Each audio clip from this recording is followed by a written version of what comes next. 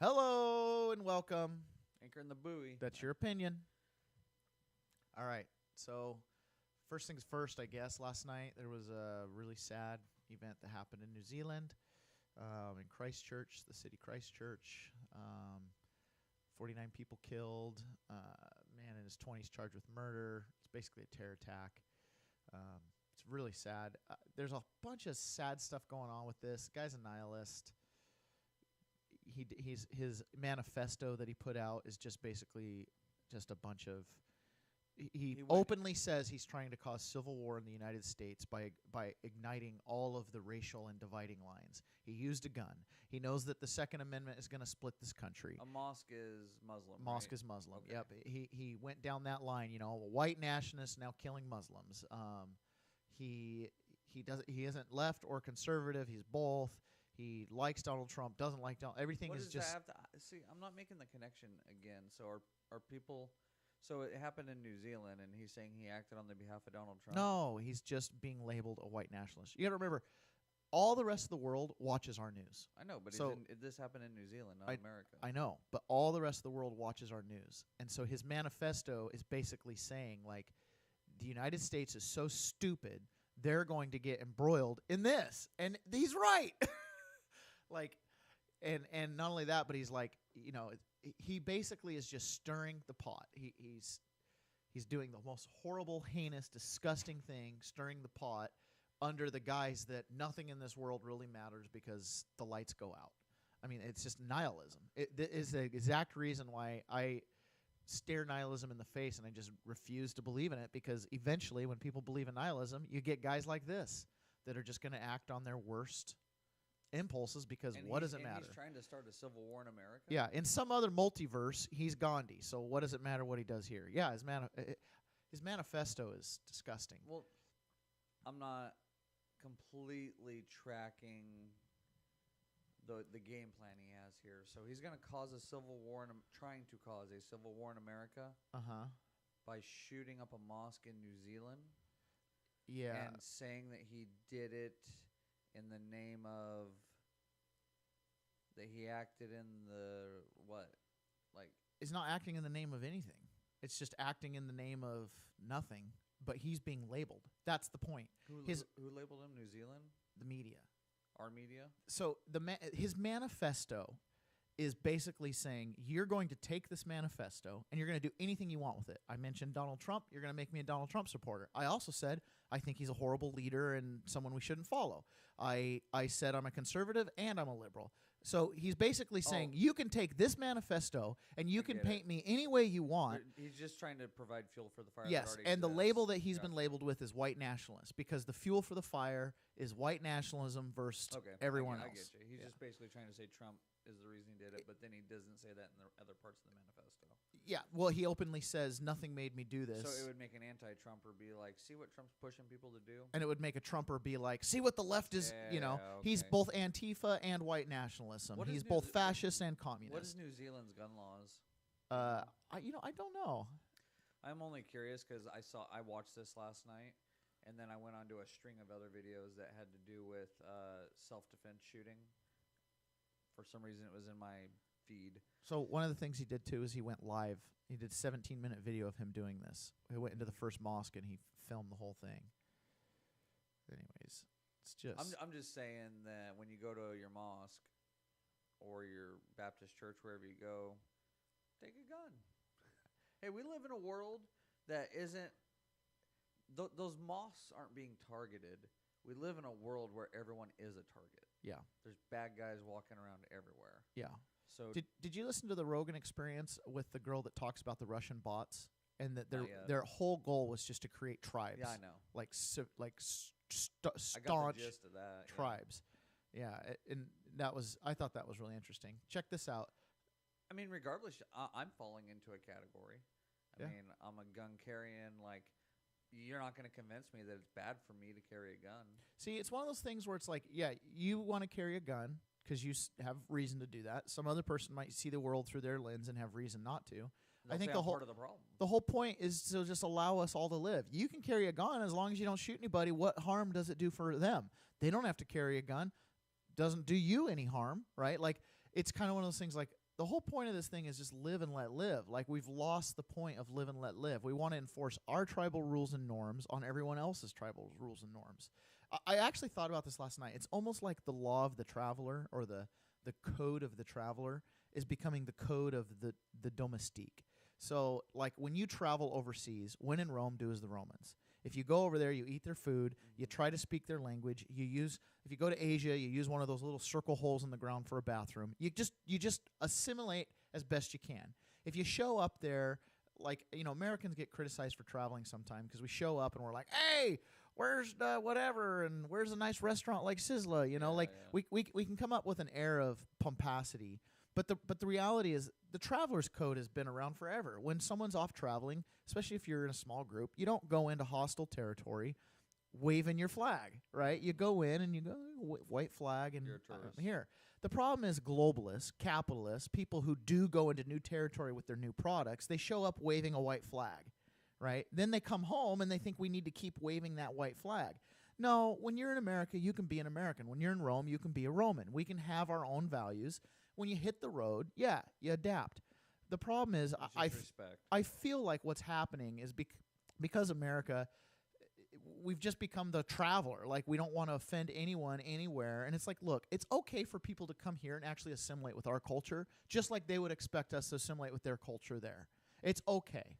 Like, it's okay for us to have a unique way of life that makes us special and different. That's diversity. When we went to Mexico with all of your family and we ate at that Mexican restaurant in the middle of the day, they opened that restaurant for us, and I look back on that experience thinking we paid them money and they were probably happy to serve us, but at the same time, it was disrespectful because we just assumed that they were going to feed us. They were fucking closed. We weren't open. We showed up the hour they opened. We were just their first customers because other customers came in after us. By the time we were done eating, there were guys sitting at the bar. We were just their first 11 a.m. customers. Were employees or their husbands, or I could read the sign. We turned away from other restaurants because they weren't open, and that one was open, but it was open in like 10 minutes. It was like noon. What restaurants in? I think it was like Mexico City. I think it was like 10:50, and it opened at 11. Like, I just remember it was open air. They just let us sit down. I'm making a point that we were Americans, and I was cognizant that we were Americans and that we can't just come in there and be like, "Hey, feed us." So I felt bad because I thought I made them do something that wasn't normal, but they did it because they did it either because they had to financially or because they didn't want to offend us or make us mad. Because there's definitely been a lot of Americans who have gone to other countries that don't realize the world is of a diverse place. It's not everything's like the lower 48. Oh, yeah. Sorry, I had a little technical difficulty. I realized that our cameras are not even on.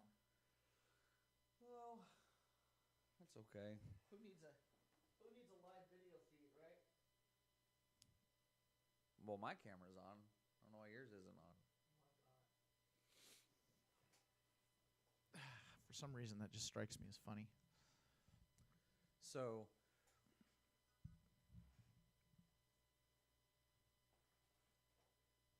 I don't get involved in the news a lot. It's to my detriment and my benefit. The detriment is I'm just not up to date on what's really going on, but to my benefit, I think most of the time it is a Russian bot-esque thing going on where everyone's just being peddled. First off, we're being peddled stuff we don't need to hear. The news channels have to make money, so they got to put information out there all day long. Well, the news is niched. Like, if you're gonna watch Fox News or CNN, you're likely gonna get the majority political content, and it's never positive. And it's gonna be national federal content. It's gonna be Washington D.C., New York. Once news. Every 2 hours or once every hour, they'll show a clip of a puppy playing with a goat and being, "Look at this new puppy at the zoo playing with the baby zebra," and it'd be like, "Oh, that's so sweet." And they'd be like, in later news, a mosque shooting in New Zealand has left 48 dead, and it's like, that's why I'm not I don't follow the news. So a lot of stuff happened yesterday. Hamas attacked Israel. They shot 2 rockets into Tel Aviv. So Israel responded back with missile strikes on the Hamas air base in Gaza. It's been like 7 years since a rocket's been launched into Israel or something like that, or into Tel Aviv. I guess stuff comes across the border a lot, but nothing makes it all the way to Tel Aviv. So this is a big deal. They shot into Tel Aviv. Like, they shot into the, Then you've got this terror attack in New Zealand happened yesterday. The college cheating scandal is the gift that keeps giving. So Lori's been fired from Hallmark Channel completely. She hasn't been fired from Netflix yet, Fuller House, but that's likely coming down the line. So go to your Twitter feed. I sent you a message about the college scandal this morning. We can't talk about it every day because anyone that listened to our stuff yesterday which one was it? Up. I sent it to you this morning. Did you tweet me? First look, Brandon. Direct message. Did I? I don't know. I'm sorry, guys. I'm an old fuck. I'm still trying to figure out Twitter, man. I sent you stuff that I didn't need to send you because I couldn't figure out how to send Twitter is like using Facebook in like 2009. Like it's still that raw open world. I was trying to thing. figure out how to send you what I was looking at, and I couldn't figure it out, so I sent you one of the tweets below it. Just so I could have a reference. All right. Well, maybe that's what it was. What was one of the tweets below it? It was just talking about, okay, there's two students at Stanford. I can't believe it's not there. Either it didn't go through or I didn't send it to the right person. There's two students at Stanford suing Stanford now for what's happening. So I didn't read the whole article. They're suing. It's class action, right? It's Yale. They're suing all the one I sent you was Stanford. I just saw it. Okay. And so imagine me and you going to Stanford. I would have never gotten into Stanford. I'll tell you that right now. But let's just play pretend. I don't have $500,000 to buy my way into Stanford. Oh, that was USC to get on crew team. So these two students are going to Stanford. I didn't read the article. Let's just mix up some stories here. We're seniors or we're juniors, and this story right now pops. Okay. And we look at each other and we're like, we're law majors. We could just sue this university for $100 million for damages done to our emotional state because we actually earned our way in here while other students paid their way in. And now I have to live with that. And so we go on some tirade and do a civil lawsuit about how much damage they've done to our lives. To me, I mean, that's unethical. We want to talk ethics. That's an unethical way to make money. But it seems it would make you sit there and sulk for a second when those two students I'm talking about, they probably sat there for a second and said, we actually earned our way in here, and this was really uncomfortable. It was really depressing to be here. I've worked my ass off for 3 or 4 years. These other kids didn't, so let's just sue these guys. I don't know if this is the same one you're talking about, but the class action lawsuit that I saw was some Harvard students that are suing all of the schools involved. And what they're saying, and it's class action, so they're inviting everybody else that's damaged by this to join in. But what they're basically saying is, we played by the rules, and we didn't like the one kid that was the main one doing. He's like, I applied to Yale. I paid the application fee to get to Yale. I paid money. I spent time out of my life filling out the application, writing the essays, doing the interview with the alumni, doing all the entrance stuff. Didn't get accepted. Said, okay, I didn't qualify. And then I find out that people just buy their way in. They took my seat. I paid money to apply and was shortchanged. So now you're a truck driver. That's what, well, he's at Harvard. But that's what that's what the class action lawsuit is. So anybody who applied to these schools and got denied now has standing to say, you can't tell me that I wasn't the one student that lost his spot because your admission standards are, you can't even rank us. You can't even say why you accepted who you accepted or didn't. I know. We both went to college, so you know there were kids around you who they sat there getting high one night, and they're like, we should sue the university. Well, it makes all the sense in the world. I've been working for real this whole time while other people have been buying their way in. Let's sue them. Well, they've got standing. I mean, they have. I'm not saying they don't. I'm just saying I know how that I conversation kind of wish went down. I'd applied to those schools too, because then I could get in on that. It's the same way small businesses get started between buddies. Yeah, it's like we could do this better. We could do this better. Okay, so I don't know where that tweet went. I sent it to you for sure, but I can't even find it in my feed that I sent to you. Okay, so the first one I want to talk about is in your messages for sure. Okay. Because I can see it in my messages sent to you. Go up, up, up, up. That one, right there. This one here? TikTok, yep. Okay, so TikTok we usually have to talk over. Well, we don't have to play it. but we can. Well, I want to watch it. Otherwise, I don't have the content and I can't talk Well, intelligently. then start it over.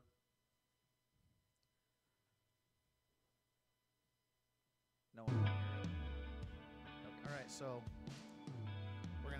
I'm gonna go all the way back and we'll read Yep. it. U.S. millionaires outnumbered Sweden's entire population. Over 10.2 million U.S. households have a net worth of 1 million to 5 million, excluding the value of their primary residence. That's a new high, and roughly equal to the population of Sweden.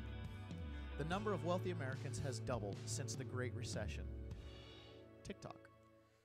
All right, I don't know if they mean the Great Recession. That's 2008. Okay, I don't know if they meant the Depression or the Recession. I named it that, by the way.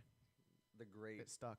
Yeah, I used to call it that in my Nouveau presentations before anybody I'm called sure it that. that's who they got it from. Back was in you. 2008, I was like, "This is the," because I studied it. Because I'm like, "What can I get a job? What can I sell It's these the Great houses? yeah, This is the Great Recession. that's This will why be you called the guys Great need to buy this Recession." real estate package. I did, and I talked about inflation, Yeah. and I remember traveling all over the country doing those. And So I'm sure other people called it, but it was in the zeitgeist. I definitely wasn't. Nobody called it the Great Recession. I called it that. And I remember Ben Echeverria was like, "Hey, man, you might want to tone down on the rhetoric." And now it's like officially labeled the Great Recession. I'm not even sure. Again, I'm just a simple man, but I don't see. I wasn't around in 1920, 29. 29, when the Depression happened. Is this really that much different than the Depression? But I think the Great Depression was quite a bit worse. Dude, people were the industry in America, building, manufacturing, producing, was wiped out. Late 2007 all the way until 2012. Well, it really, yeah. I mean, it started to recover in 2013, and then I remember in 2014 housing prices started going back up, and in 2015 it was like, all right, we're back on track, and then 2016 housing prices were back where they were in 2007, and then 2017, 2018, now we're in 2019 where things are above where they were in 2007. yeah. The problem with the 2007 thing is everything from 2005 to 2007 was so inflated. So fast. So it's like we're back to 2007, but really that's not fair because 2007 was 10 years ahead of where it should have been. There's 10.2 millionaires in the U.S. right now. Okay. Based off their net worth. Okay. So they could be cash poor. Sure. But based off their net worth. So But here's how do you take how do you take this? How do you take this? Do you take it the direction of hell yeah, land of the free, home of the brave, people working their asses off and making their money? Or do you take it the direction of one percenters, we're the 99 and there's the one. I mean, how do you look at it? I look at it like, man, that's amazing. I would look at it. I mean, a couple millionaires? Yeah, a couple things. First of all, obviously population size isn't right, so you got to scale the percentage.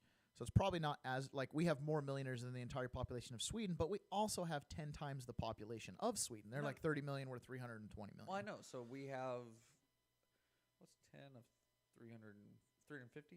It's like 0.3%. It's 0.3%. Okay, Chris, pull it together. How do you do this math? We have 350 million people? Yeah, with illegals. I thought that was actual citizens. No. We're at like 300, 310, 320 actual citizens. Okay, so we'll call it 320. There's actually yesterday they were talking the census. They had the secretary 320 million. trying to put the census to ask people if they're citizens because we're so off. Different agencies have different ideas of how many illegals are here and they're voting. They took 1.5 million people off the voter rolls in Los Angeles after this last election. 1.5 million people voted illegally. 3.1%. We'll call it between 3 and 5% because we don't Of what? Of the population's millionaires. 10 million divided by 320 is 3%. 3%. Okay. So that's not at all what we've been hearing in all the riots lately, that there's only 1% of the country doing like the 1%ers. 3% are millionaires. 3%. So, and I know from other things we've looked up, 10% of the people in the U.S. are doing great. Yeah. And like it like starts to go down drastically from there, but like 20 to 40% of the U.S. is just fine. It's not that it goes down drastically. It fits within the bell curve. If you know a bell curve has this. So it's like, oh, see, look, we go from 200 down to 80 down to 50. It's like, yeah, but look at all the people in that category. Like the bell curve never changes. The bell curve, all that middle end, like, 20 years ago. I'm going to stop you there. Well, 20 years ago, the bell curve had the median income at 20 grand, and now the median income's at 35 grand. Right? Like as the top gets higher and the bottom gets lower, that bell curve kind of just moves. It doesn't work like that. How does it not work like that? Because there's no such thing. So there's your standard bell curve, Okay. and then you have skewed bell curves. So I'm not going to get into it because it's literally a whole semester of advanced statistics. So we don't have just a regular bell curve in this country. Yeah, but once you establish it, that bell curve doesn't change year to year. It basically just moves. It couldn't because the scale moves, and the bell curve that's established for the American wealth distribution kind of stays the same. Doesn't change that much. No, you got to. It's not about the. You got to start before that. So you have skews. Let me make one real world. I can't explain it to you because I don't remember it well enough. Okay, but you're off base. Tell me if what I say fits into what you're about to explain to me for the math, because the math doesn't interest me in this case. Because my argument doesn't hinge on a bell curve. I can take the bell curve out, and it doesn't change what I'm actually saying. Not you, but it changes. So when a picture of a bell curve gets put up, of whatever we're trying to talk about, people just look at that and be like, "That's the information," and they don't understand it. Okay, well, here's the way it's been explained to me. In the United States, there's, your top wealthy and your poorest. In most countries, historically, if you look at the name, who's the most wealthy and who's the poorest, and you start seeing those family names never leave those spots. The Kennedys stay the Kennedys, the Bushes stay the Bushes, and the Smiths stay the Smiths. The bottom and the top. The bottom and the top, and they never get out of those cycles, right? Like, well, there always has to be a lowest and always has to be a okay, highest. but in other countries, you end up with oligarchies who protect their upper class. They never leave because they just circle jerk themselves into wealth, and then the poor can never get out because they're disenfranchised, disadvantaged by this group. Okay, so this is the way of the world. The United States takes the way of the world, but because of the way our playing field is, because of the way our economy is, our market is, it's very fluid. So when you look at the names on that list in 1900, those names are not on that list in the year 2000. And they're not even on that list in 1950. So the point is, in this country, you can move along this economic road path up and down, family to family, generation to generation. Those names could not be on that list next year. Exactly. Like, in our lifetime, we've seen four United States men become the richest in the world and climb up and down that ladder. Right? Just in our lifetimes. It used to be, if you took enough time to climb that ladder, there wasn't anybody climbing the ladder below you for a while. Like Carnegie stayed the richest man for a long time. A lot longer than Bill Gates did. Sure, I'm just saying when you talk about bell curves, it's different than talking about mean, median, and mode.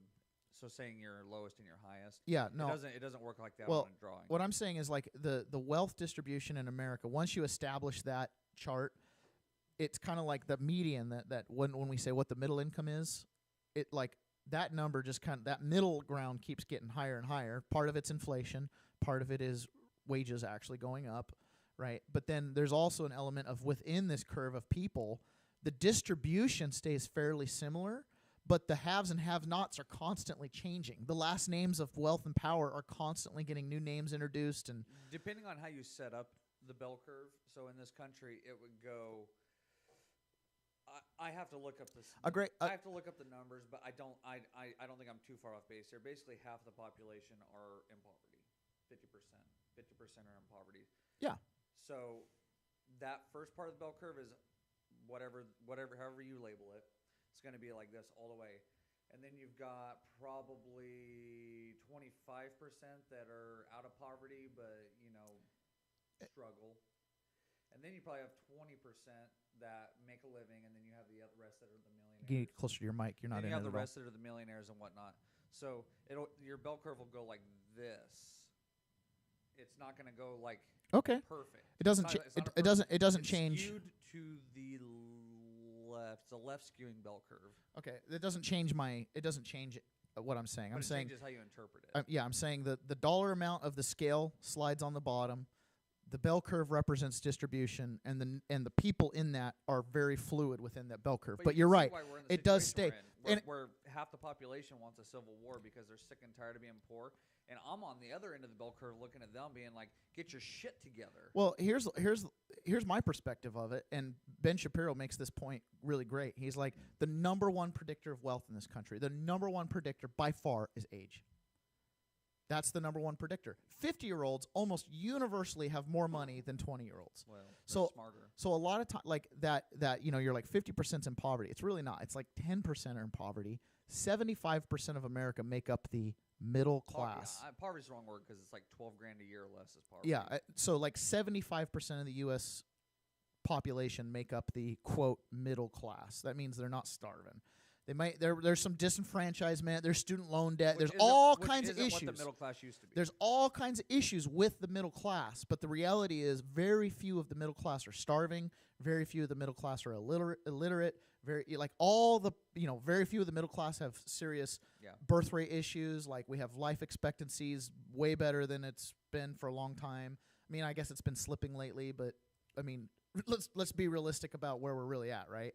So it's like with that, it is one of those. I mean, I look really favorably towards a few people that, to me, until you address the fact that this happened, I'm gonna have a really hard time with people saying that America is a trap. Bill Clinton was born to a mother and then his father, right at the week he was born, like 3 days after he was born, was found face down in a ditch in Arkansas. Joe Rogan says all the time, people are just lucky sometimes. Bill met Hillary. Hillary brought Bill. Well, hold on though, but I mean, I'm not a big fan of Bill Clinton, so I'm going to sing his praises because they deserve to be sung in this instance. I don't want to address any policy stuff, but you've got a poor Arkansas boy who then was raised by an abusive stepfather, guns discharged in the home. Hey, he's got you ain't an American if you ain't ever had an accidental discharge in the home. Point is, he became the leader of the free world. He became Bill Clinton, right? If a kid with no dad in Arkansas can become the president of the United States, we live in a beautiful land. Amen. Like no matter what you think of Bill Clinton as a man, we live in a beautiful land. Barack Obama, same story. We live in a beautiful land, right? When you talk about the Bushes, it's really hard because it's like, well, they've had wealth for 2 generations. I'm about to bring the Democrat out in me. Sure. Bill Clinton is a success story, so I won't take that away. But Hillary was the one who really got him there. So same with Barack Obama. You don't just be Barack Obama and be like, oh, my single mom and I'm poor. And no, you were not. You were not. You worked for it, but you had luck along the way that other people didn't get. I'm not going to take any of. It's just luck. It's not cheating. It's just you get lucky. Yeah, you get breaks. It's funny. The harder you work, the luckier you get. Right? Yeah. Sure. I don't want to take. Look, but the hard work isn't the hard work is what caused it. But it's like you're there. You're showing up. You're showing up and getting there. Yeah. Well, 90% is just showing up. You're showing up. I refuse to believe that life is just luck. I don't believe you become the president of the United States by luck because there's other people fighting you for that. Mm-hmm. So I believe that while there might be luck, that day he was at the ice cream parlor and that cute little Hillary Rodham Clinton walked in with her unibrow and he thought, she's the one to take me to the top. That's possible. Dare That's you say unibrow? She was good looking. Fuck that. No way. We're going to Google this and you're going to get a little taste of reality. I despise Hillary Clinton, but she was not bad looking. She was not bad looking. Nope. Their daughter can get it too. Nope. You're gonna have a little mind blow here. That girl's ugly. This is the girl Bill Clinton married. Yeah, but that's technology okay, back then. Hold on. She had to go to when he ran for governor, she had to go to a consultant. That girl ain't bad looking. She had to go to a consultant. Look at that picture. This is all after she went to a consultant, man. She was Bill Clinton is on record for complaining about having to have sex with her. Okay, I know. Because she was so frumpy when they well, first off, she's a lesbian, so yeah, that's not fair, but anyways, she her early they're like scrubbed. Oh, so, that picture right there. Which one? In the center. Yeah, that one. This one? How old is she in that picture? Oh, she's governor right there. Or he's governor, at least. She's in her, late 40s? I wouldn't have any problems. Dude, It's fine. I'm not saying she's a horrible person, but she was known for not taking care of herself. Okay, I'm sure. I'm sure she had to get coached. I mean, their daughter's beautiful. Yeah. Dude, you should have heard what Tucker Carlson said about her the other day when he's talking about this scandal. He's like, we've all just accepted the Clintons. Like Chelsea, Yale, Oxford. Then she gets a sweet spot on this board making $800 a year, all while never having a unique thought in her whole life. I thought she was working for her father's foundation. Foundation. Probably. She's on the board. But anyways, his point was like, because she's a Clinton, she's not only went to Yale and Oxford, but he's like, she's gotten these prestigious spots, and he's like, she's never had an authentic thought in her life. She's never, like, he's like, when you talk to her, you're just like, oh my gosh, you're just a puppet. You're just a rhetoric machine. So the 10 million millionaires in the U.S., I look at that and say, you can either wake up every day and say the system's rigged and you'll never get there, or you can just say, you know what, there might be kids who are buying their way into college, and I lost my slot at Yale because a kid bought their way past me. But I'm at Harvard now. I'm just going to work hard, and I'm still going to achieve what I set out to achieve in life. Like, the system isn't working against you. There's individuals that are working against you along the way, and you have to just walk around them. You don't have to break the wall down. You can just walk around the wall. I think that there's a... You don't have to view it like you're being oppressed. Yeah, I think that there's... So what's going on in Washington, D.C. right now is really a fight over law and order, and do the rules apply to everybody equally, or do we have different standards for different people? So yesterday, the Strzok testimony came out, as well as not the Steele dossier, Kramer's deposition about the Steele dossier, and then Lisa Page's testimony came out 2 days ago. So now we have absolutely confirmed the DOJ squashed the Hillary investigation into her email. Squashed it. They were prepared to charge her, and then they said, we're not charging her. And that's when Comey gave his crazy speech. But dude, there was so much evidence when Benghazi was going on to prosecute Hillary. And hold on. No. Here's the thing. It is. So now we know. Now the actual documents, it's not a conspiracy anymore. Now it's like, okay, AG Barr has opened a probe. It wasn't a conspiracy then. She erased emails that weren't allowed to be erased. But we didn't see the emails, but now we have them. That's the point. And we not only do we have them, we also know. Doesn't that fall under perjury? Dude, the list of crimes.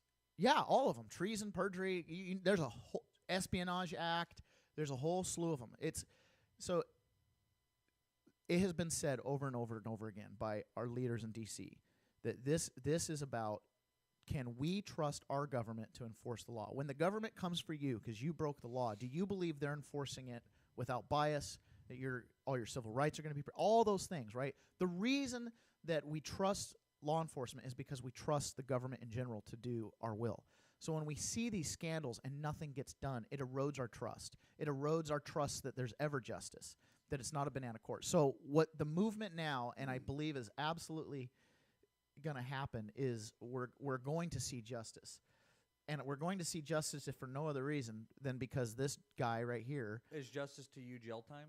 Justice would, jail time for some of these people, absolutely. What's the bottom line for you that you'd be like, justice was served? Well, I would like to see these players that have been out there, like James Comey, writing books, like making your bare money. minimum. Your bare minimum. They like need to something got done that makes me feel like the system. They works. need to be tried. They need to be put on trial. That's it. The outcome of the trial is for the jury of the 12 to decide.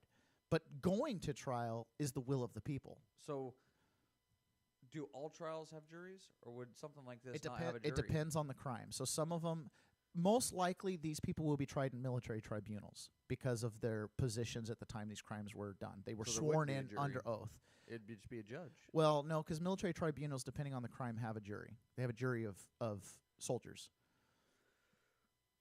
Well, they can't just be soldiers. You can't have one demographic. I don't know all the details. I do know there's juries. You've watched, You Can't Handle the Truth. No, there was a jury there. I know that, but each individual person in the jury, like, there's things I learned as an adult that I didn't like. Like, you can kick people off a jury if you can prove why they shouldn't be there. And it's like, dude, sometimes it's reaching. Anyways, I'm just asking what your bare minimum discipline would be for you to have faith that this is all working. So here, let's take you out for a steak dinner. Okay, if something happens, I love it. Okay, I want to name some. Any of the people in the picture that Donald Trump tweeted that said, "When did the trials for treason begin?" Any of the people in that picture. It was Loretta Lynch, James Comey, Bill Clinton, Hillary Clinton. All of them were on that. Okay, if that picture was treated publicly, if one of those people gets indicted. Okay? I honestly don't know most of those names. So okay, that's fine, but they're there. They're any- there for the public record. Hillary's the only one I care about.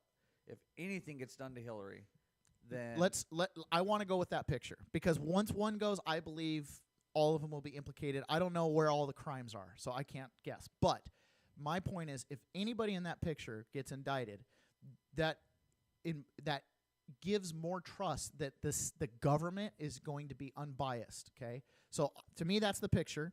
Anybody being indicted in that picture that Donald Trump tweeted to the world, whoever the for scapegoat treason, in that group is whoever the gonna- scapegoat is, steak dinner. No, It's those no, people. no, no, no, no, no. Hold on. The If scapegoat. those, No, I'm telling you, they're gonna make a scapegoat so that Hillary doesn't get in trouble. hold on. That picture contained the Secretary of State. I mean, we're talking about the Secretary of State, the Director of the FBI, former president, presidential candidate, members of Senate. Like this is if that picture, if I people in only that care about Hillary. those are the people that get scapegoated. Those she's Hillary was the only unelected member at the time that these crimes were committed. Okay. Okay, so let me move on to another topic. no, let's just. I want to read this. If there was, so this is what Donald Trump tweeted just minutes ago, an hour ago.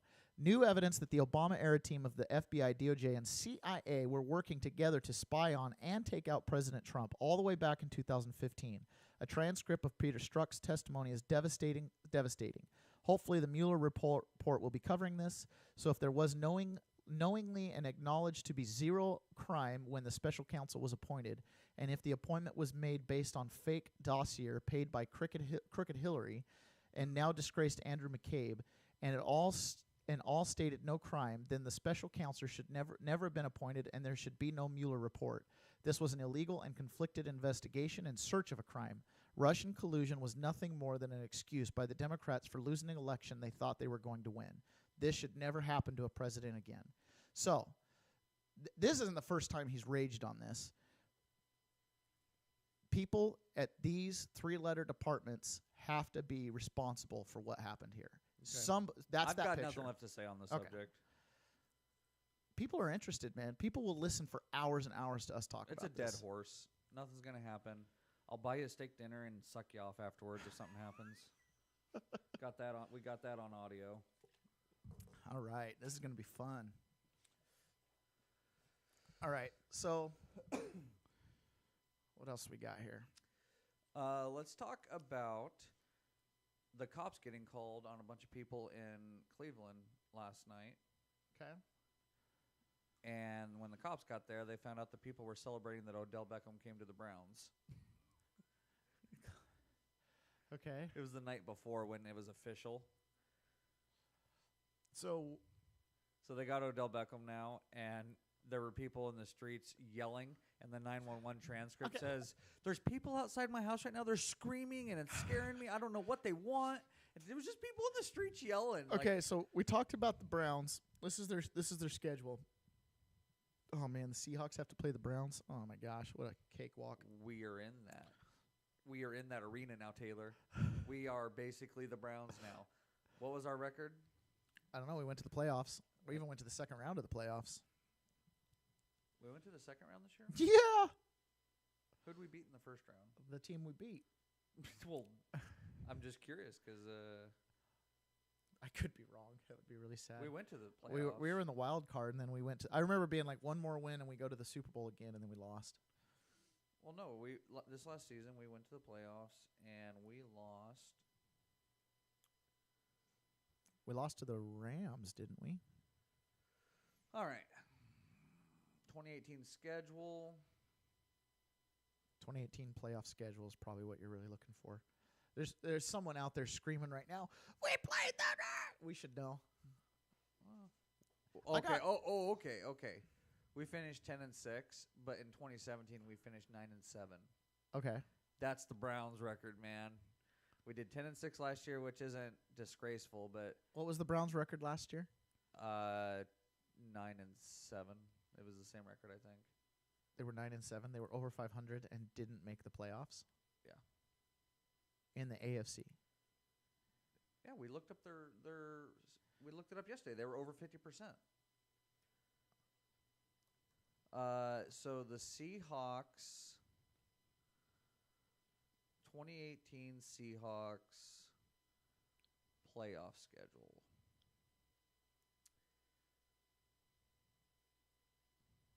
They were 7-8, 7-8-1.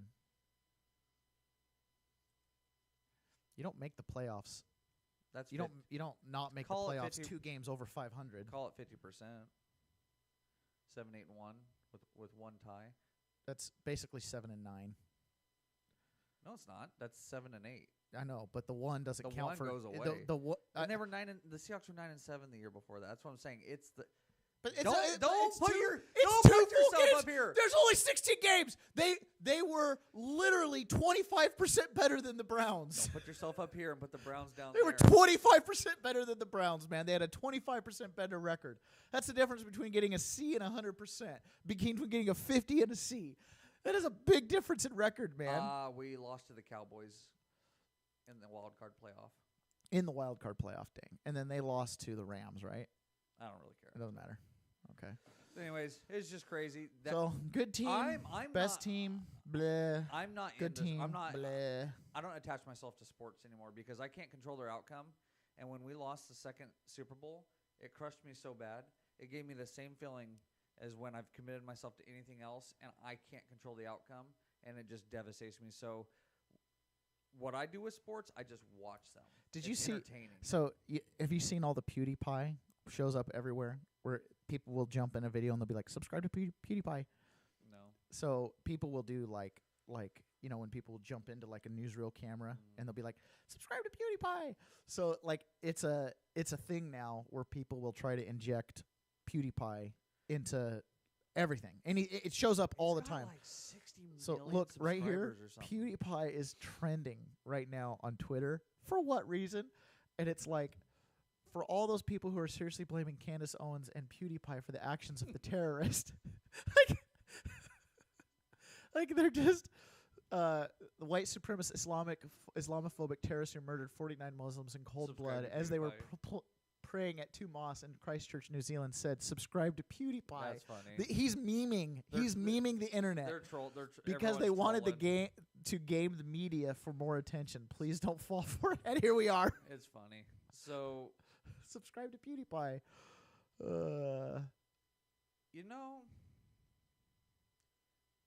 I love it. Yeah, he's got like 60 million YouTube subscribers. Yeah, he makes somewhere around $1 million a month off his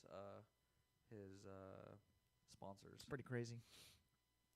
Anyways, I find that to be, it's like sickening and sad. Like here we are participating in this system, this media system where we throw stuff out into the internet and we just hope people like it, and then we hope that we build an audience. How these trends get started blows my mind. Yeah, how these trends get, but at the same time, you're like this. What is this shooter doing? Is there really any is it just like, yeah, no, we're humans, man. It's always a joke. Like every nihilistic terrorist has some manifesto purpose that basically just boils down to there's no point in any of this stuff. So why aren't we all just? It's a joke that someone would be so quick to think that a shooter in New Zealand would give them a reason to jump against the other side, the opponent. Yeah. So if you're a Democrat, you jump against Trump because of that shooter. Or if you're a Trump lover, you would jump against the Democrats because of that shooter. You got to be an idiot. Like, the dude shot 40-some-odd people in another country. What does that have to do? What's the price of tea in China, man? Come on. What does that do with anything? Has nothing to do with anything.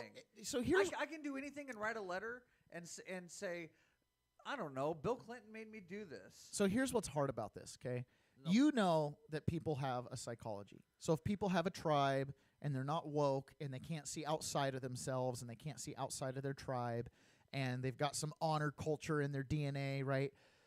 You get something like, look at World War I. It was started because the Duke was assassinated by some rogue element, and millions of people had to pay for that. What's the price of rice in China? What's the life of Duke Archibald really worth to a United States farm boy in Iowa?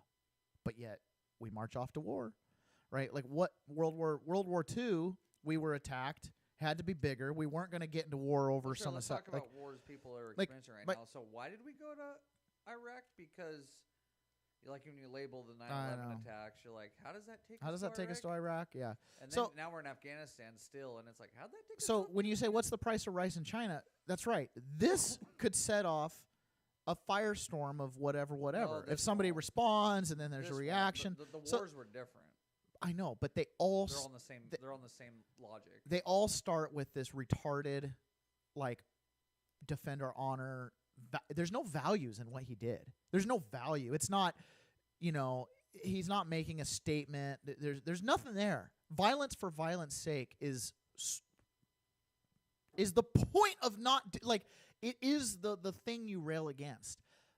I find that most people aren't violent. Like, those tendencies have been worked out of us by, generations of just it. Dude, violence sucks, and when people see it firsthand, they'll do a lot to avoid it.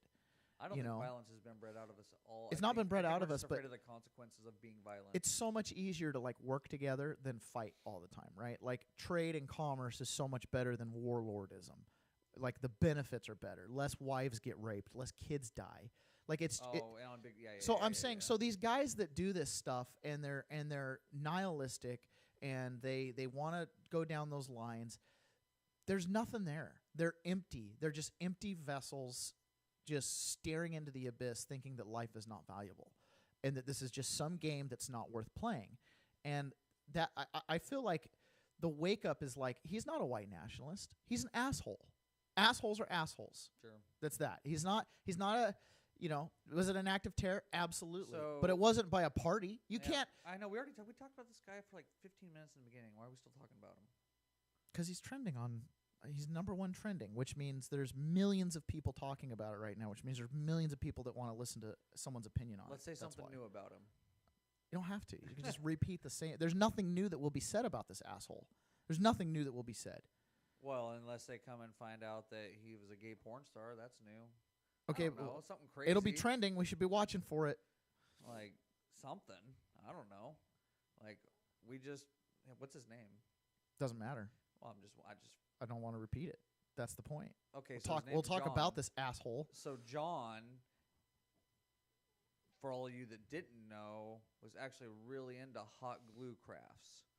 So if you're into hot glue crafts, He made the most amazing hot glue beaded rose decorations you'd ever see. I don't know. Like, they're gonna find out. They're gonna to keep this story going. They're gonna find things that don't matter. Like, they raided his apartment and found the most amazing cross stitch pictures. You wouldn't believe it. Now, is this the actions of someone who likes cross stitching? I don't know. the same old I just- terrorists. I'm just so fed up with it. Everyone is so fucking on something every day. So the we thing can't, we can't just go to work. We can't just do our thing as a country and just enjoy life. There always has to be drama. There always has to be someone in the news doing something stupid. And it's not that it happens more than ever. It's just the news wants to put that stuff out there these days because it gets ratings. It gets people to watch it.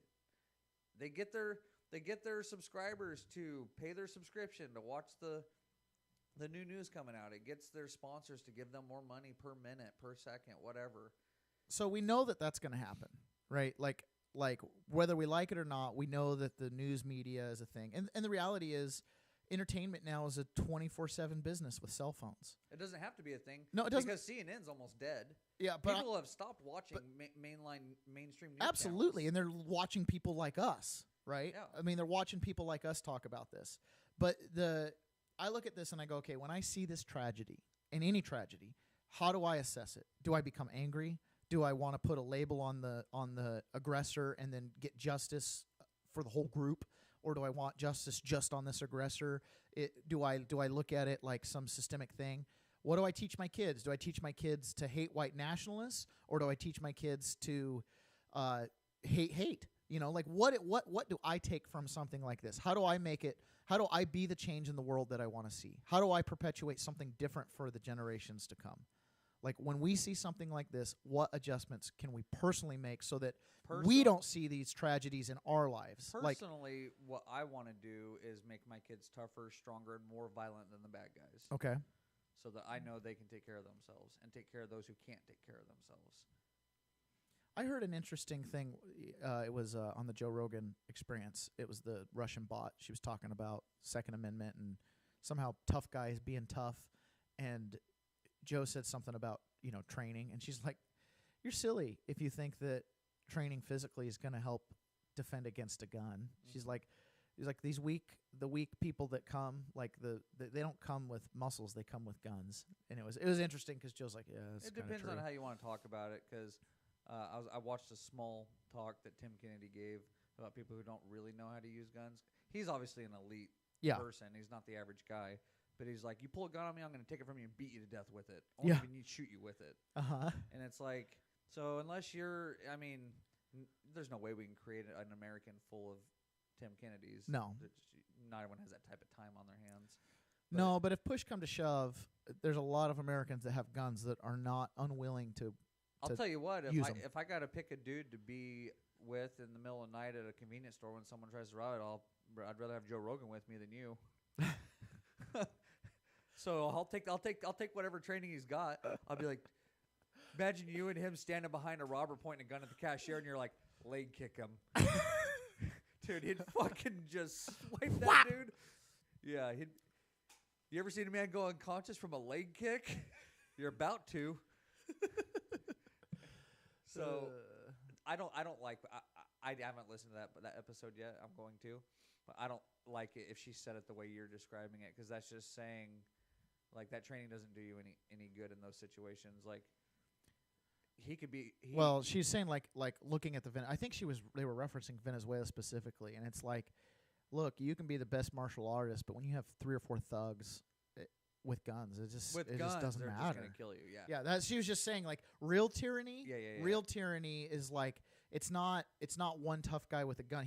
She was even saying it to the degree like, like how do you fight against a real military? Like you don't have rocket launchers. Yeah. You don't have. She's like you're. It's have you seen the videos of the woman disarming 3 armed gunmen? She was making the argument that the Second Amendment is essentially useless because nukes.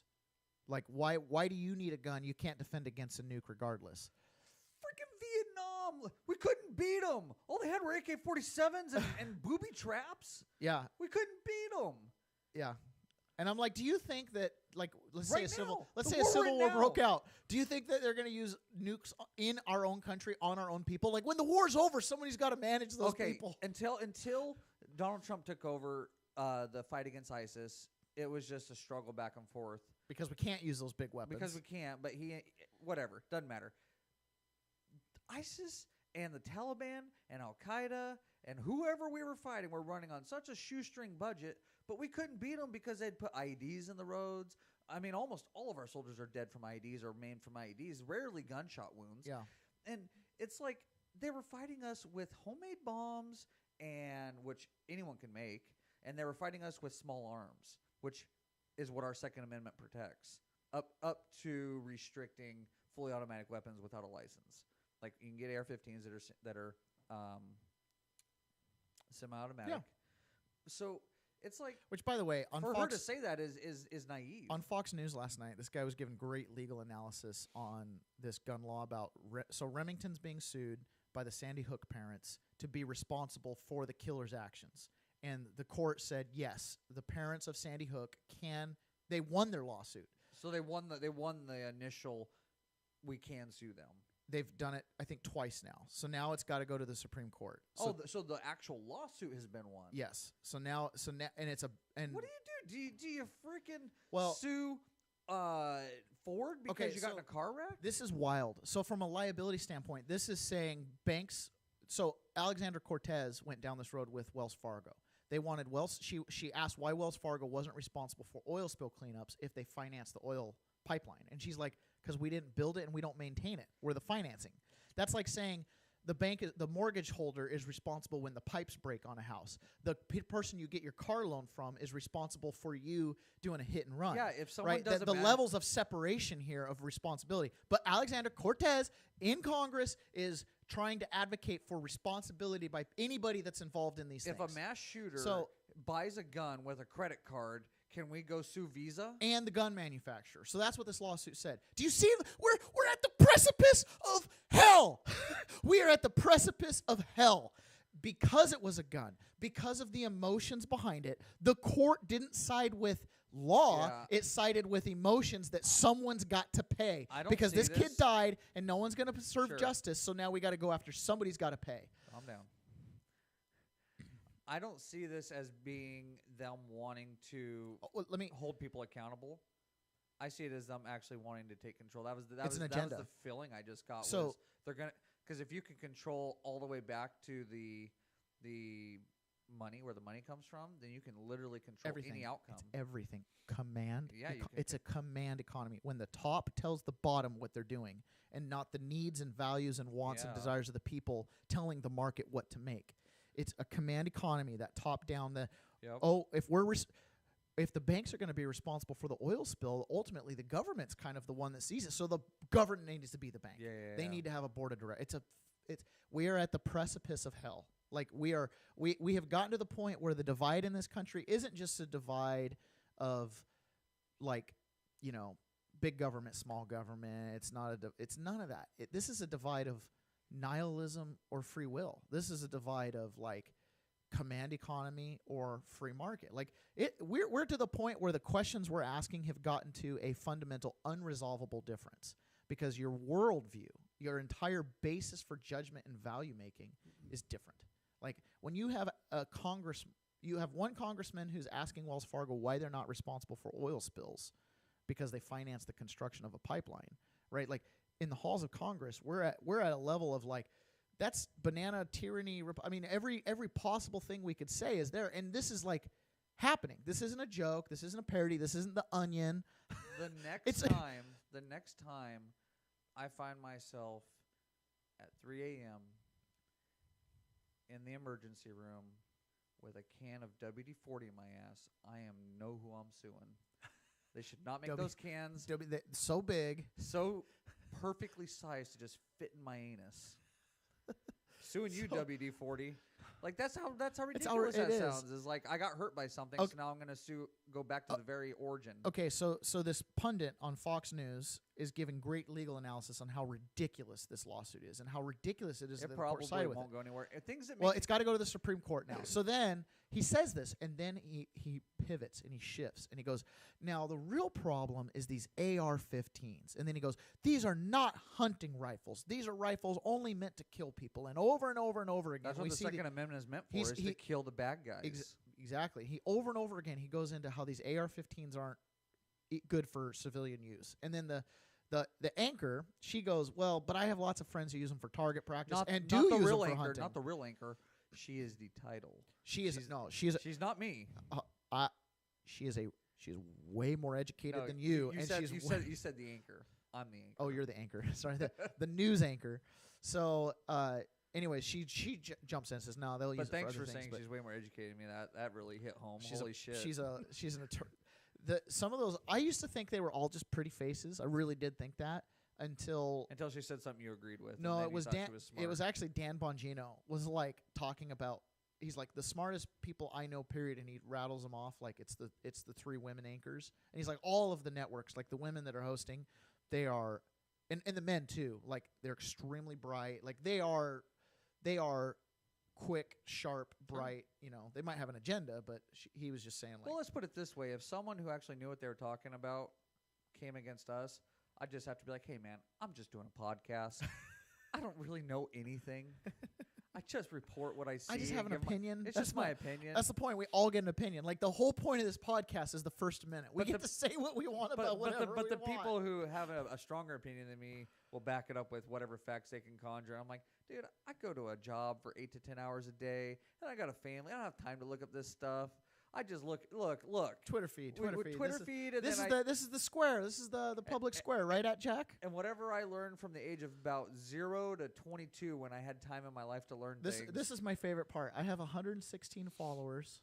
It fluctuates. I lose and gain a little bit every day, but it cracks me up because these people just, it's it's like, are they really interested in all my How many followers retweets? do I have? 0. You know, I have 0. I think you have like 4. How do I find my thing?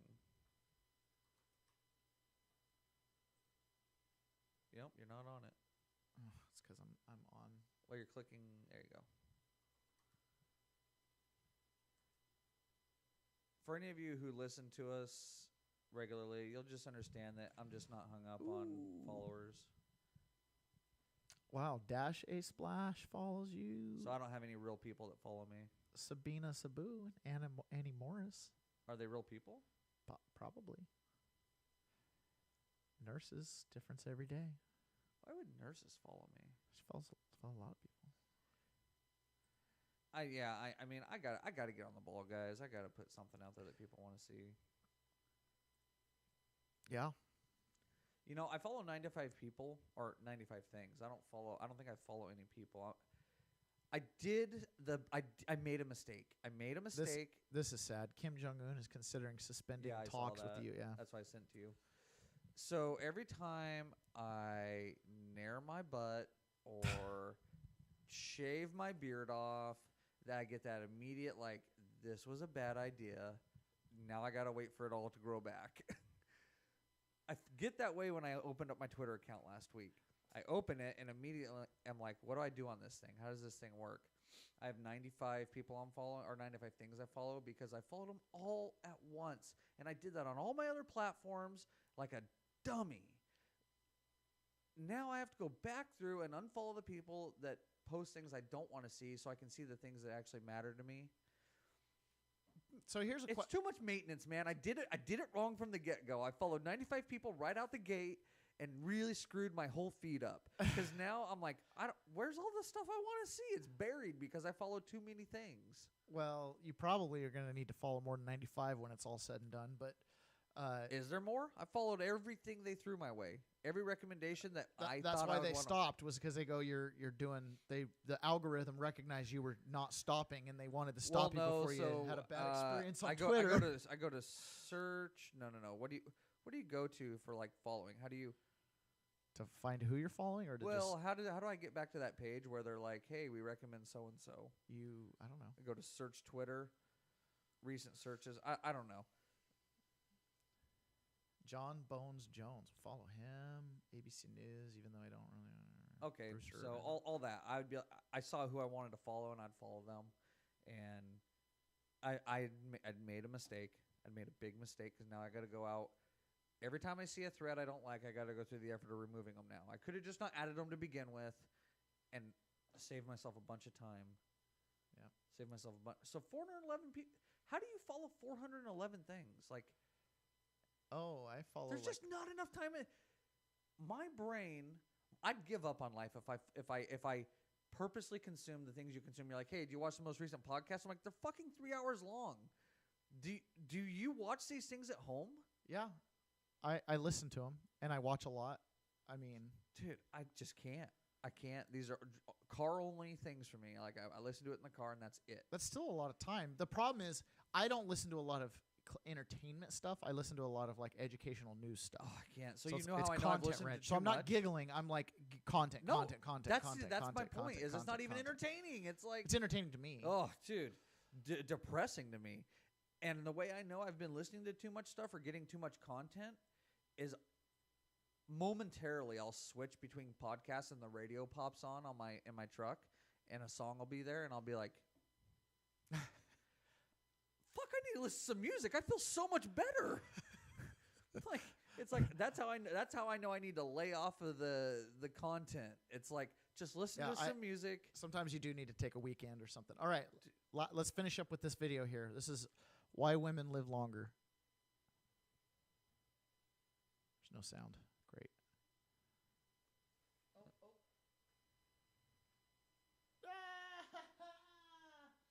Ladies and gentlemen, it was a skateboarder that fell. You just saw a 20-year-old man who now will never have the same shoulder he ever had again because he just ripped all the ligaments in it.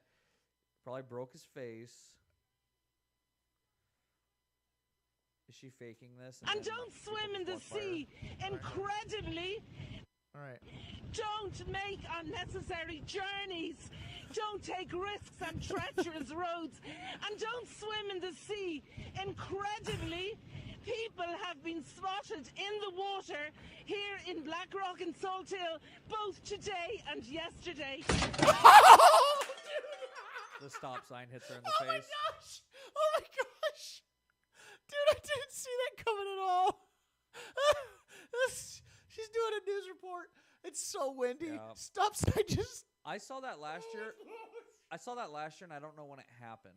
It could have been Oh last my year. goodness! I cannot Some of believe these videos that. that we come across, I think I see it for the first time, and it's been around for a decade. Oh sure. Dude, oh so man. many stupid things. Man. There's so many good ones. Make an idiot proof, and someone will make a better idiot. Did you hear about the lady who got mauled by a jaguar this weekend? Yeah, I was trying to take a selfie. I sent you this one. I wanted to. This one. What?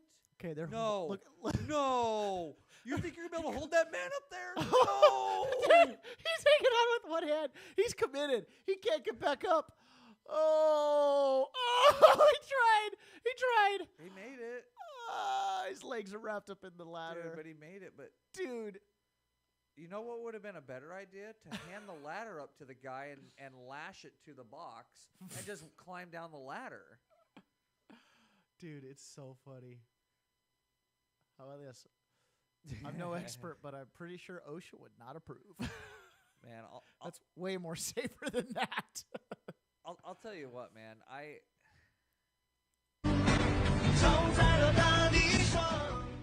What's this here? It's a TikTok. They're gonna put it all back in the car. And he's gonna way up, right back in the car. What?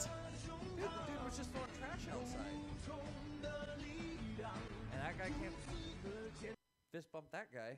Boom. Dude, he did the right thing there. Heck yeah. Instant karma. All right. Well, I'm smart enough to know I do the wrong thing out of righteous heroics. like, okay. Hey, last thing. Back to our. So we just laughed a bunch and everything. So let's bring it on down to an all-time low and end this thing. Bring it on down. Leave you guys on a good negative note. Okay. You know, sometimes she looks hot, and then sometimes she just looks so dumb. So this is what Jim Jordan said. He said, Who's Jim Jordan? He's a representative for the United States. That's Jim Jordan. I represent the United States. Okay. If America has equal under the law system, a special counsel into the Clintons' crimes that were rigged will be appointed by the new Attorney General immediately. And, of course, while the FBI gave Hillary a free pass, Mueller's special counsel investigation into the Trump campaign was tainted. We now know from the get-go, Hannity said. Donald Trump, we know Hillary paid for this. She used the DNC money. She was controlling pay for this. The FBI paid for this, sadly, and we also know Russian oligarchs paid for this phony dossier that Steele doesn't stand by. Now John Solomon, legally, let's talk about the ramifications. We knew it all along, right? We knew that Carter Page had not colluded with anybody, and we knew the dossier was phony. We knew that George Papadopoulos had done nothing wrong. We knew that the FBI truly knew of all this through their confidential informant. The law requires them to provide the FISA court with an exculpatory evidence, and failing to do so can be a crime. Not only that, but they didn't verify the law, as the law requires the information they were submitting. So, in my judgment, and I identify it in the book, 6 different felonies have occurred there, he said. Remember, they didn't tell the court the dossier was unverified. They didn't tell the court who paid for it, namely the Clinton campaign. Didn't tell the court Christopher Steele, the guy who wrote it, was desperate that Trump not win. Didn't tell the court that Christopher Steele fired for the FBI for leaking information. Now, because of John's reporting, they didn't tell the court other exculpatory information about George Papadopoulos. That's a lot to share with us. That's a lot not to share with a secret court, especially when you are getting a warrant to spy on the other party's campaign. But it is exactly what they did, and that's why you're right, he said. Hannity asked the panel, is new Attorney General Barr would appoint a new special counsel that would lead to a day of reckoning for many members of the deep state, and they all agreed it was coming. Viagra ad. The Viagra ad, yep. So we'll see. I watched that I watched that blurb. And So the little survey there was, is AOC dangerous for America? And I've got a particular opinion on that. I actually don't think AOC is dangerous. I think what they're doing is dangerous. she's the part of the problem. Yeah. So the way she got into office, they started like a super. It wasn't a casting couch. It was a casting call. You can call it whatever you want. The system that got. So all politicians have a running team. They'd be like, hey, governor, or soon to be governor, we believe we can make you the new governor. Yeah. Let's get you to run. That's normal because they're looking at a qualified individual and they want to make him the person in power. And then everyone runs against each other and you vote for who you want. They were like, hey, we need to come up with something that's the antithesis of Donald Trump. And they go out and they get 10,000 candidates and then they slim it down to AOC and a few others. And they're like, AOC is our gal. Let's put her in office. Putting her in office is different than an adult who gets their way to decides to run. And then builds a team. Yeah, so she's not dangerous, but the idea is dangerous. So I actually think she's a normal American. She just is. She's never had to earn. She's never had to do anything with income generation.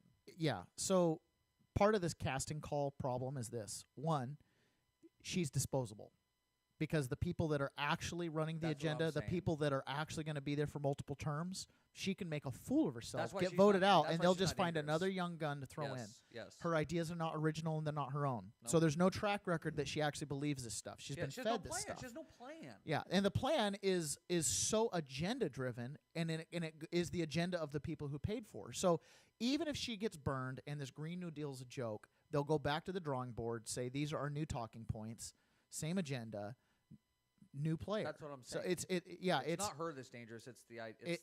It's the whole way she got elected, the way it was done. It's not a candidate that says I want to serve the people. I've got something. It's literally someone went for a job offer. It's an acting gig. And when you see her do that, like when she pins Wells Fargo down and she's making a fool of herself and our system by trying to hold the bank accountable for the actions of the people they're financing, like that, especially down the road a long time, even after their loans paid off. It's so ridiculous for her to accuse. She talked about why Wells Fargo was involved in putting kids in cages. When she asked, he's like, I don't know how to answer that question because we're not. Yeah, he's like, well, you financed a prison. Someone bought. Well, she was saying you financed a prison that ICE runs. So then the fact checkers, they gave her 3 Pinocchios for it because the only prison that Wells Fargo financed that ICE runs is like a top-notch facility. And they're like, there's no cages, but just it's been said now. It's been said on the public record. So for the rest of when our kids go to college and they study this time, they're going to go, oh, do you see AOC speaking truth to power here? Yeah. So, watching her feels like sitting in a really bad college class with a bunch of kids that have no life experience. Let me step into her shoes and see what she's trying to portray, because I can feel it. There's type A personalities, type B. There's different types of personalities, right? And so the people that run Wells Fargo are hard type A's. And you can label them with the characteristic, air quotes, greed. Yep. Because they want more than I want. The amount of money I need that feels like more than enough, where I'm like, why do I need to go get more money, is way less than what they want. So if you took AOC and all of the people who like her and looked at Wells Fargo, they'd be like, they're greedy. They got all these bad values. When's enough? You're not able to stabilize the country because of your greed. Uh-huh. It makes me understand what they're saying, but you just have to accept the fact that there's different types of people out there who achieve different things than you. Yeah. That's just what it comes down to. I'll stop when I have enough money, and for me, it's probably, a decent 6-figure salary. That's it. I can't even imagine what my needs are or wants are in the millions of dollars like some of these chairmen make at Wells Fargo. Yeah. So I'm not going to fault them for it, though. Is it sustainable? It's not any more sustainable than socialism or capitalism or any other ism. One of the things I actually, this is great, anchor in the buoy, because you've kind of attributed like they want to make more money, like as if the president of CEO doesn't have enough money to spend, like his toys are bigger, everything. So something like that. He doesn't need 20 million. It's not about money. It's about power. It's about the type of person they are. I actually read it. I read a bit on this, specifically talking about that hearing, and one of the things it said was AOC has shown that even though she has a degree in economics, she showed that she doesn't understand the use of capital. The value that Wells Fargo and other banks bring to the market is you have capital in search of ideas. Mm-hmm. And then out in the market, you have ideas in search of capital. And so it's talking about the really robust middle class and the entrepreneurial and all the businesses we have here is because we have a system where capital is the availability of capital is deep. It's big and deep in this country, bigger than anywhere else has ever been. And therefore, the ideas can find the capital and vice versa. They're looking for each other. So They naturally find each other. Well, but especially in our system and country, because you can walk. Supply and demand. I have access to the same bank that finances billion-dollar pipelines to finance this business, right? Like that is a big deal. It's not exclusive. So the bank is regulated by the government. So the bank, because they're regulated by the government, they have to have all those standards of no discrimination, no whatever. This is beautiful. This is a beautiful system. This is why 75% of this country is middle class and not 75% poor, 25% upper. Like the vast majority find themselves in that middle class. That is a large part contributed by the fact that we have available capital for ideas. Okay, so when she comes in and wants to blow that system up and blow it to the ground and create a top-down command economy, it shows how shallow she is. And back to the Wells Fargo and his intent. He might be at a point where truly he's going, for me personally, I can't spend all this money. It's going to mostly end up in a trust for my kids. He's creating enough value to earn that income. I mean, billions upon billions of dollars. If he's making $20 million a year, it's probably fractional compared to what he's overseeing at Wells Fargo. Or maybe he's making $100 million a year. It's still fractional. My point is this. He might be looking at what he's doing as the president of Wells Fargo going, my purpose in life is to make capital available. Like, it's bigger than him. Like, he's part of, like, a religious type mentality of. No, but that's not what I'm. Does it make sense? That's Like, not what I'm worried like about. Hold on, I'll lose the point I Okay. need to make on that. One of our competitors would look at our margins and say, "When's enough? You cheating SOBs." Sure. That's what I'm saying they're doing. I'm not saying they're looking at the outcome. I'm saying they're just looking at, like, how did Wells Fargo make billions? What's your margins? Freaking greedy SOBs. Like, why can't you give home loans at half the rate you're doing if you're making billions of dollars? What's funny is they'd say our margins are 4%. I know. I'm just saying that's the mentality that the opposing forces are coming at each other. Wells Fargo's saying I'm doing something, I'm providing something that I don't see the problem, and they're looking at it like, when's enough? We have competitors below us. We have a guy doing work that we literally can't do right now. We literally can't do it. Like, it's not worth it. I look at it kind of like this. Okay, we look at Joe Rogan, and we compete in the same space as Joe Rogan, the podcast space. If we have a mentality, no, we do. We're competing in the sense of Kramer and Seinfeld fighting the kids in karate. They're on the same mat. Let me finish my analogy here. Yeah, exactly. We're on the same mat. Okay, we both compete in the same sphere. Yeah. If I come to the dance right now, I look at Joe Rogan and I go, you have an unfair advantage. You got in early. You've got this huge audience. You didn't really earn it. They just didn't have any selection when you started, right? So we look at it as an unfair game because we are so. I don't. I don't look at it like that. I know. I'm painting a picture, right, to show what I see as these two opposing. His audio clips would have the word "we" in it, though, and I don't want to be in that clip. Okay. So if you look at it like that, okay. That's how a victim. That's how a young college student looks at the world, because they go, everybody's already advanced and it's not a fair playing field.